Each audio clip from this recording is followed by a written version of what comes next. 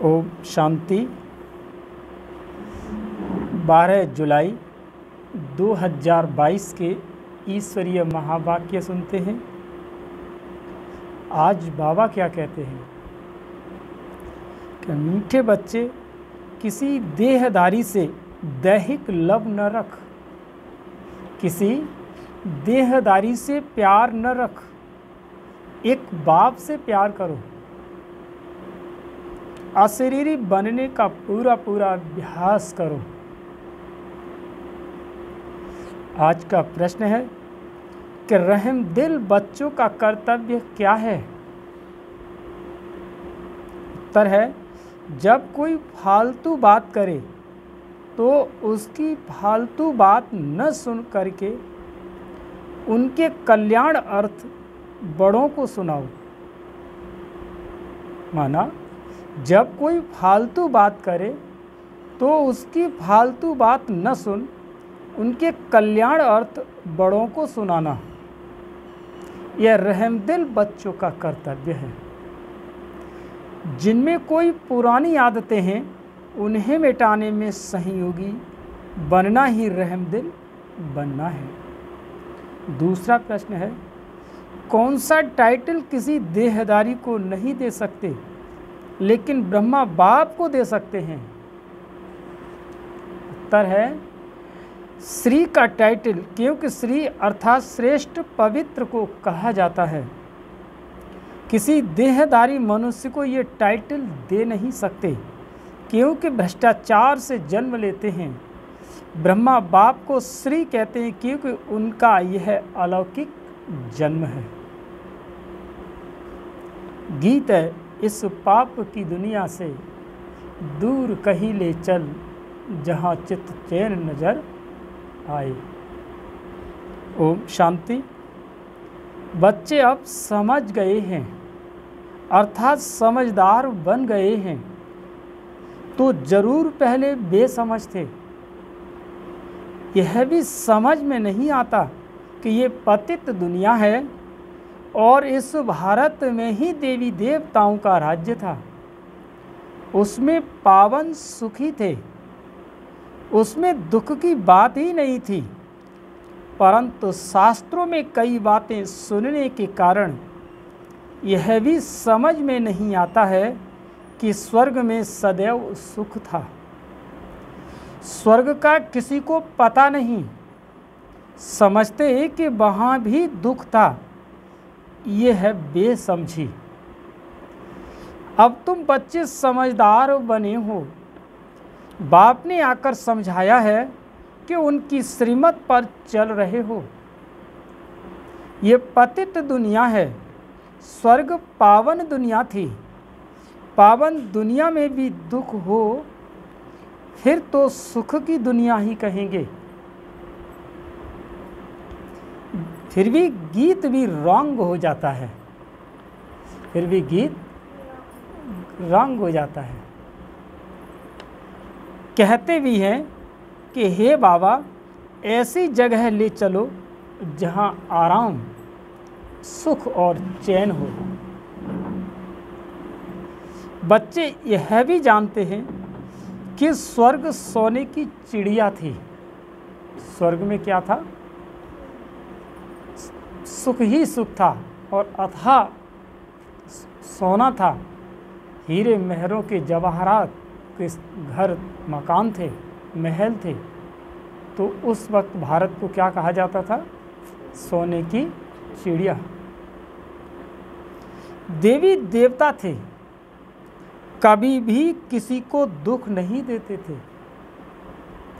गाते भी हैं, फिर भी शास्त्रों में ऐसी बातें लिखी हैं जो समझते हैं कि यह परंपरा से चला आता है। कृष्ण पर भी झूठे कलंक लगा दिए हैं। कहा जाता है, जैसी दृष्टि वैसी सृष्टि। समझते हैं कि सारी सृष्टि ही पतित है। इस समय उन्हों की दृष्टि ही पतित है तो सारी सृष्टि को ही पतित समझते हैं। समझते ही कि परंपरा से पतितपना चला आया है। अभी तुम बच्चों में समझ आती जा रही है, सो भी नंबरवार पुरुषार्थ अनुसार। परम पिता परमात्मा के बच्चों को डायरेक्शन मिलते हैं। आत्माओं को बैठ बाप समझाते हैं, सभी आत्माएं पतित हैं, इसीलिए पतित आत्मा पुण्य आत्मा कहा जाता है। पतित शरीर, पुण्य शरीर, पाप शरीर नहीं कहा जाता है। क्या कहा जाता है? पाप आत्मा, पुण्य आत्मा, महान आत्मा। पाप शरीर नहीं कहा गया। क्यों? कि इस शरीर का भी अस्तित्व क्या है? एक आत्मा है। शरीर का अस्तित्व क्या है? आत्मा है। बाप आत्माओं से बैठ बात करते हैं कि तुम हमारे अविनाशी बच्चे हो। फिर मम्मा भी कहते हो। इस दुनिया में किसी को भी पिताश्री नहीं कह सकते। श्री माना श्रेष्ठ, एक भी मनुष्य श्रेष्ठ है नहीं। यह तो एक की ही महिमा हो सकती है। यहाँ तो सब भ्रष्टाचारी से ही पैदा होते हैं, इसीलिए श्री कह नहीं सकते। भल तुम इनको इस समय कहते हो क्योंकि संन्यास किया हुआ है श्रेष्ठ बनने के लिए।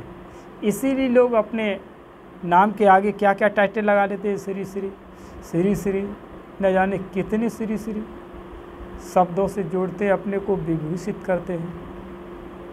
बाबा कहते हैं अभी कोई श्री नहीं है। क्यों? कि सभी साधना कर रहे हैं। तो वो साधना के पर्पस से जो उन्हें कुछ चलते फिरते उनमें कुछ जब नज़र आता है तो लोग उनको श्री की, मनुष्य लोग क्या करते हैं, उनको श्री की उपाधि दे देते हैं। तुम जानते हो कि अभी हम फरिश्ते बनने वाले हैं। फरिश्ते, बाबा कहते हैं भ्रष्ट को श्री नहीं कह सकते। कोई भ्रष्ट आत्मा हो, पतित आत्मा हो, क्या उससे आप श्री कह सकते हो? नहीं कह सकते। श्री लक्ष्मी, श्री नारायण, श्री राधे, श्री कृष्ण कहते हैं। मंदिरों में भी उन्हों की महिमा गाते हैं, अपने को श्रेष्ठ कह नहीं सकते। अब तुम बच्चों ने समझा है कि भारत श्रेष्ठ था, शुद्ध सृष्टि थी, सभी पतित सृष्टि है। अभी तो सारी सृष्टि कैसी है? पतित है। पतित को ही भ्रष्टाचारी कहेंगे। वो लोग भ्रष्टाचारियों को श्रेष्ठ बनाने के लिए सभाएं करते हैं, परंतु दुनिया ही भ्रष्टाचारी है तो कोई किसी को श्रेष्ठाचारी बना कैसे सकते हैं? कहावत है ना कि पूरा बाजा का बाजा ही एक तार है। कहावत कहते हैं ना कि पूरा बाजा एक तार है। तो फिर यहाँ पर भी भगवान कहते हैं कि जब सभी ही भ्रष्टाचारी हैं तो कौन श्रेष्ठाचारी बनाए? बरोबर ये रावण का राज्य है, जिस कारण रावण को वर्ष वर्ष जलाते हैं, जलता ही नहीं। अगर पावन दुनिया होती तो ये रावण दोबारा जलता नहीं, क्योंकि हम उसकी स्मृतियों को मनाते नहीं, उसकी स्मृतियों को जलाते नहीं। क्योंकि जब कोई सब कुछ ठीक ठाक हो जाता है तो फिर कोई बुरे वक्त को याद कहाँ कर पाते हैं। बाबा कहते हैं कि वो रावण वर्ष वर्ष जलाते हैं लेकिन जलता ही नहीं, फिर खड़ा हो जाता है। यह भी मनुष्यों की समझ में नहीं आता, जिसे जला दिया उसे हम फिर नया क्यों बनाते हैं? जब कोई चीज़ जल गई तो फिर हम उसकी स्मृति को क्यों मनाते। इसीलिए ये जो भी त्यौहार आते हैं स्मृतियाँ दिलाने के लिए आते हैं, आपको सजग बनाने के लिए आते हैं, आपके अंतर मन की चेतना को जगाने के लिए ये पर्व आते हैं, त्यौहार आते हैं। इससे सिद्ध होता है कि रावण गया नहीं है। स्वर्ग में जब राम राज्य होता है तो वहाँ तो एफिजी निकालेंगे नहीं। कहते हैं कि रावण को जलाया फिर लंका को लूटा। रावण की लंका सोनी बताते हैं, माना सोने की बताते हैं, परंतु ऐसा है नहीं। यह तो सारी दुनिया लंका है। अगर आप श्रीलंका में जाते हैं तो वहाँ कहीं सोने की बनी है श्रीलंका, तो कहते थे वहाँ तो श्रीलंका सोने की श्रीलंका थी। तो भला बताओ, राम राज्य में भी आज भी अगर इतिहास है, हमारे हड़प्पा की सभ्यता है, बहुत सारे इतिहास हमारे यहाँ आज भी हैं और उनके पूरी स्मृतियाँ हैं, लेकिन सोने की लंका का कोई भी स्मृति नहीं है। जबकि लंका किसकी बताते? सोने की। तो बाबा कहते हैं तो सारी दुनिया ही सोने की लंका है। रावण राज्य में तो सब है, वह श्रीलंका तो आइलैंड है ना, एक आइलैंड है। दिखलाया भी है कि भारत की पुछड़ी है, भारत के नीचे हिस्से में लटका हुआ दिखाते हैं श्रीलंका को, पुछड़ी है। परंतु सिर्फ उसमें रावण राज्य तो नहीं है ना, रावण राज्य तो सारे विश्व पर है कि नहीं? यह भी तुम समझते हो कि कॉलेज में कोई बेसमझ जाकर बैठे तो क्या समझ सकेंगे? कुछ भी नहीं, वेस्ट ऑफ टाइम करेंगे। यह ईश्वरीय कॉलेज है, इसमें नया आदमी कुछ समझ नहीं सकेंगे। 7 दिन क्वारंटाइन में बिठाना पड़े, जैसे क्वारंटीन करते थे जब वो क्या हुआ था कोरोना, तो 7 दिन के लिए क्या करते थे, वो क्वारंटीन करते थे। बाबा कहते हैं कि आदमी कुछ समझता नहीं, उसको भी 7 दिन का क्वारंटीन करना पड़ेगा, माना 7 दिन का कोर्स। जब तब लायक बने वो, जब उनको 7 दिन के लिए क्वारंटाइन करना पड़े तो। आज बाबा ने किसका नाम लिया है?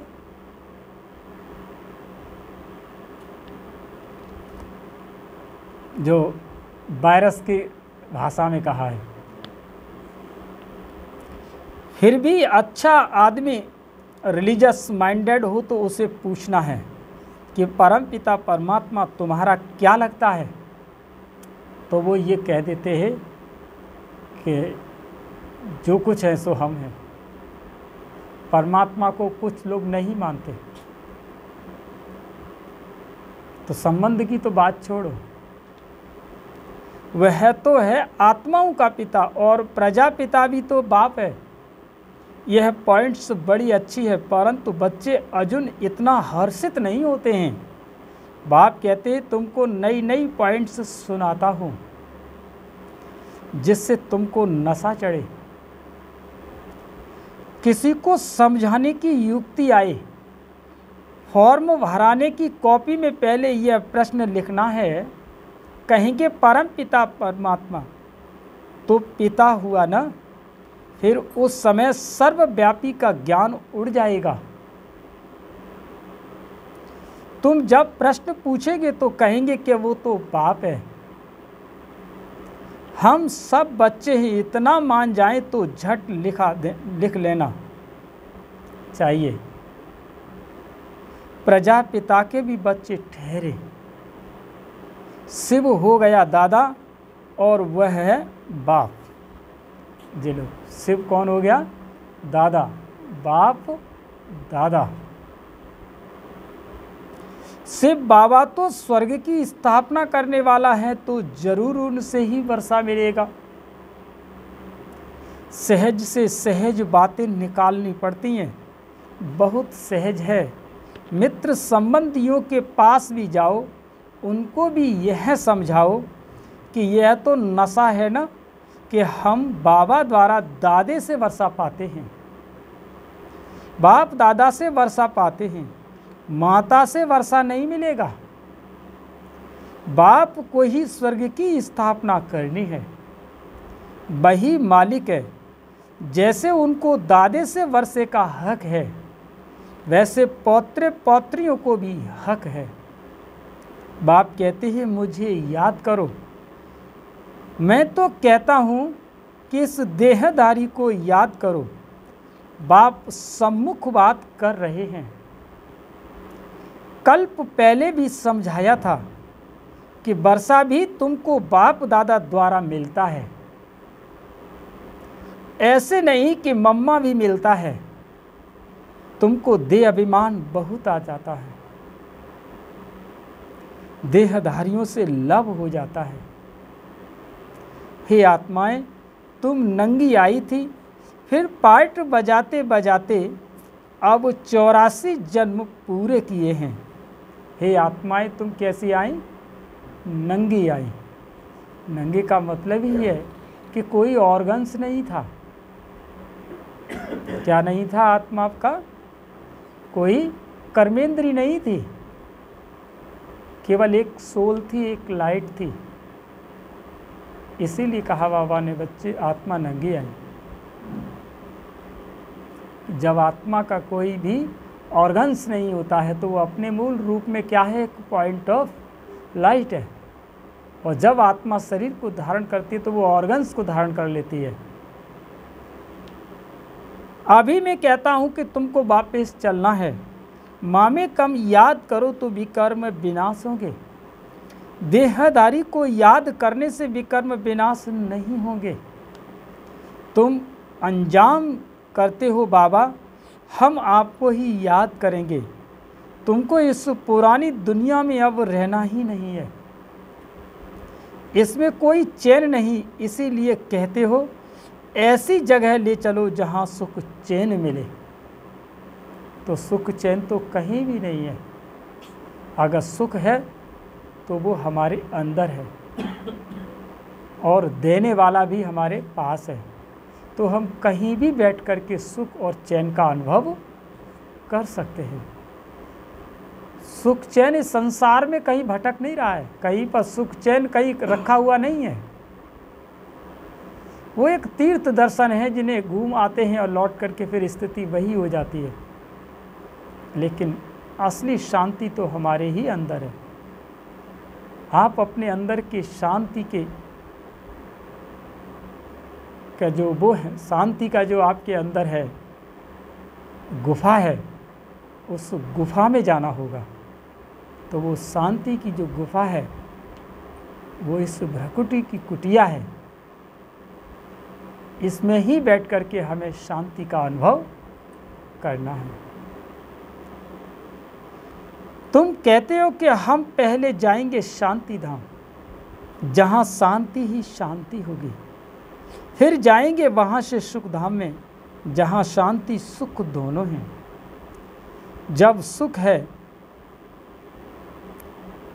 जब दुख है तो अशांति है, और जब सुख है तो शांति है। परंतु वो शांति नहीं, शांति धाम है आत्माओं का स्वीट होम। बाप सारे आदि मध्य अंत को जानने वाला है। अब तुम बच्चों का धंधा ही है पढ़ना और पढ़ाना, और उसमें भी अगर जरा भी गफलत की फिर नहीं है कहीं ठिकाना। काम क्या है तुम बच्चों का? पढ़ना और जरा भी गफलत की तो फिर नहीं है कहीं ठिकाना। क्यों? क्योंकि जिस पथ पर चल पड़े और उसी पथ के लक्ष्य को अगर भूल गए तो फिर कहाँ ही ठिकाना। क्यों भाई? फिर कहीं ठिकाना है? क्योंकि जिस पथ पर चले हम उस पथ को ही, आदर्शों को ही भूल गए। तो बाबा कहते हैं कि अब तुम बच्चों का काम है सिर्फ पढ़ना और पढ़ाना। अपने शरीर निर्वाह अर्थ कर्म भी करना है। तुम जानते हो कि हम इस मृत्यु लोक से अमर लोक में चले जाएंगे, वाया शांति धाम। यह बुद्धि में याद रखना है। जब तक मृत्यु नहीं हुआ है पढ़ना ही है, जब तक मृत्यु नहीं हो तब तक पढ़ना है। यह तो याद कर सकते हो ना। अब हमको जाना है अपने घर। यह दुनिया, यह सब कुछ छोड़ना है। खुशी होनी चाहिए। यह बेहद के नाटक का राज भी समझ गए हो। हद का नाटक पूरा होता है तो कपड़े बदली करके घर चले जाते हैं। वैसे अब हमको भी जाना है। 84 जन्मों का चक्र पूरा होता है। याद भी करते हैं कि हे पतित पावन आओ। याद सिर्फ बाबा को ही करेंगे। एक तरफ कहते हैं पतित पावन आओ और दूसरी तरफ कह देते हैं कि परमात्मा सर्वव्यापी है। कोई अर्थ ही नहीं निकलता। बच्चों को कितना अच्छा रीति समझाते हैं कि हम शांति धाम को याद करो, ये दुख धाम है। और गुरु गोसाई को ये कहना आएगा ही नहीं कि सिवाय तुम ब्राह्मण और ब्राह्मणियों के। इस दुख धाम का विनाश भी सामने खड़ा है। ये वही महाभारत की लड़ाई है। यूरोपवासी यादव भी हैं और कौरव पांडव भाई भाई भी हैं। एक ही घर के हैं ना। कौरव भी उसी घर के थे और पांडव भी उसी घर के थे। क्या ये अलग अलग थे? क्यों? कौरव और पांडव तो अरे एक ही तो परिवार के थे। और जब बुद्धि से जब आप सोचिए तो क्या लगता है कि कौरव अलग थे और पांडव अलग थे, लेकिन वो तो थे तो एक ही परिवार के। लेकिन उनको कौरव क्यों कहा गया और उनको पांडव क्यों कहा गया? बस केवल इतना ही अंतर है। कौरव माना अन्याय, अधर्म और हिंसा के पथ पर चलने वाले, और पांडव माना धर्म पर चलने वाले, अहिंसा के मार्ग पर चलने वाले। बाबा कहते हैं एक ही घर के है ना, भाई भाई में भी युद्ध हो नहीं सकती। यहाँ युद्ध की बात ही नहीं। ये भी बंडर है ना। मनुष्य क्या नहीं कर सकता। जो बातें हुई ही नहीं वह भी बना बना कर एक दो की दिल को खराब कर देते हैं। या नहीं है, तरह तरह के सत्संगों से लोगों की बुद्धियाँ घूम गई। अब वो क्या कहते हैं कि किसे माने समझ में नहीं आता, चलो जहाँ चल रहे वहीं चले रहो। बोल देते कि नहीं बोल देते? अरे जहाँ से जुड़े वाई से जुड़े रहो। माना अपनी बुद्धि बल का प्रयोग नहीं करते, क्योंकि संसार में इतने सधर्म सत्संग तैयार हैं। वो अपनी अपनी ऐसे कहते हैं, आपकी बात को काट के रख देते हैं। तो फिर लोग मन से कैसे हो जाते? भ्रमित हो जाते हैं। तो अंत में ये कह देते किसे किसे माने कि सबसे बढ़िया ठीक है। बाद में कह देते हैं अच्छे कर्म करो। अब अच्छे कर्म का मतलब नहीं समझते। व्यास भगवान का धंधा भी देखो कैसा है कि मनुष्यों का धंधा एक दो को लड़ाना। यह तो एक रस्म है। सब एक दो के दुश्मन बनते हैं। बच्चे भी बाप का दुश्मन बन पड़ते हैं। अब तुम्हारी बुद्धि में देखो क्या है और शास्त्रों में देखो क्या क्या लिख दिया है। उनका फिर मान कितना रखते हैं। बड़ी परिक्रमा दिलाते, देवताओं की मूर्तियों को भी रथ पर बिठाए बड़ी परिक्रमा दिलाते हैं। फिर सबको समुद्र में डाल देते हैं। मृत्यु लोक की रस्म रिवाज सबकी अपनी अपनी है। बाप का प्लान देखो कितना बड़ा है। सबके प्लान खत्म कर देते और सुखधाम की स्थापना करते हैं। बाकी सबको शांति धाम में भेज देते हैं। तुम बच्चे देखो किसके सामने बैठे हो। निश्चय है कि परम पिता परमात्मा ज्ञान का सागर है। इन ऑर्गन्स द्वारा हमको नॉलेज दे रहे हैं। और कोई ऐसा सत्संग होगा क्या? अभी बाप सामने बैठे समझाते हैं, जानते हो कि हम आत्माओं से बात करते हैं, हम कानों से सुनते हैं, बाबा इस दादा के मुख द्वारा बोलते हैं, बाबा इस दादा के मुख द्वारा बोलते हैं। अब ब्रह्मा बाबा को अब क्या कह दिया? दादा कह दिया कि दादा के द्वारा बोलते हैं। और अभी थोड़ी देर पहले क्या बताया था कि शिव हो गया दादा और ये हो गया बाप। जो रतन बाबा के मुख से निकलते हैं वही तुम बच्चों के मुख से निकलने चाहिए। फालतू बातें सुनते भी नहीं सुननी है। कोई तो बैठ खुशी से सुनते हैं। बाबा कहते ऐसी बातें सुनो मत। रहमदिल बन किसमें कोई पुरानी आदत है तो उसको मिटानी चाहिए। हाँ जी करके सुनाना नहीं चाहिए। जो बाबा सुखधाम का मालिक बनाते हैं ऐसे बाबा की गिलानी तो हम सुनेंगे नहीं। अगर कोई बाबा की गिलानी करता है तो क्या करना चाहिए? वहाँ से या तो जवाब दो, नहीं तो उठ के चले आओ। हमको तो सिर्फ बाबा से वर्षा लेना चाहिए और बातों से हमारा क्या ताल्लुक। कोई सुने या न सुने, हम तो ज्ञान का सुरमा पहन लेवें। कोई ज्ञान अंजन लगाते, कोई धूल अंजन लगा देते, उससे तीसरा नेत्र खुलता नहीं है। बाबा कितना सहज कर समझाते हैं। जो कैसे भी रोगी अंधा कुब्जा है वो भी समझ जाए। अल्फ और बे दो अक्षर हैं। सिर्फ पूछो परम पिता और प्रजापिता ब्रह्मा से आपका क्या संबंध है। यह प्रश्न सबसे अच्छा है तो सर्वव्यापी का ज्ञान एकदम बाहर निकल जाएगा। मित्र संबंधियों से दोस्ती कर उन्हें समझाओ।